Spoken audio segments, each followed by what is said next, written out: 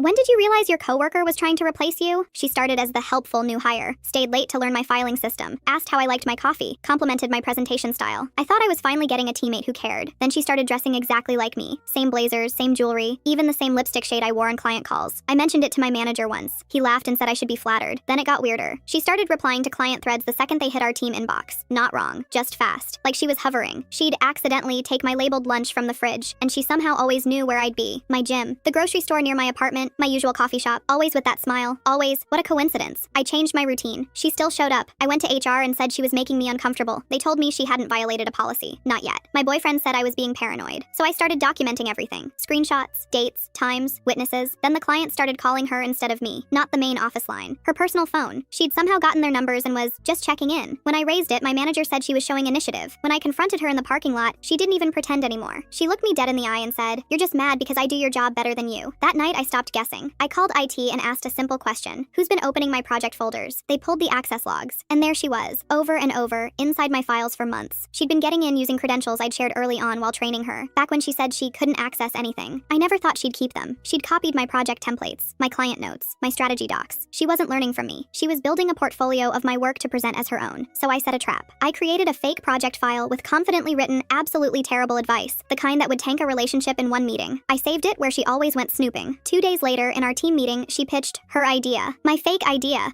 The one that would have cost us our biggest client. For the first time, my manager didn't laugh. He went quiet. Then he asked her where she got it. She smiled like it was natural, like it belonged to her. After the meeting, IT did a full review. They found more than file access. She'd created forwarding rules and been sending copies of my emails to her personal account. HR escalated it immediately. Then the part that made my skin crawl. IT asked if I'd ever logged into personal accounts on my work laptop. And yes, I had. Once, months ago, I'd pulled up my home security app on a break because it sent a notification. I didn't think about it after, but she did. She'd accessed the saved login and pulled up my camera feed. She knew when I left, when I came home, when I was alone, and there were timestamps where the feed had been opened late at night, while I was sleeping. The police called it stalking. They searched her apartment. It was curated, clothes bought to match mine, printed photos of me from social media, notes where she'd practiced copying my phrasing, my signature, my handwriting, and a plan, written out, about getting me blamed for a client data incident right after she stepped up to replace me. She wasn't trying to get promoted. She was trying to erase me. She's not allowed within 500 feet of me now, but sometimes I still feel her, like a shadow that didn't fully leave. Sometimes I see someone in the same blazer and my blood runs cold. Then I remember, I kept every receipt, every screenshot, every timestamp. I was ready. And she's unhireable now. Turns out companies don't like identity thieves.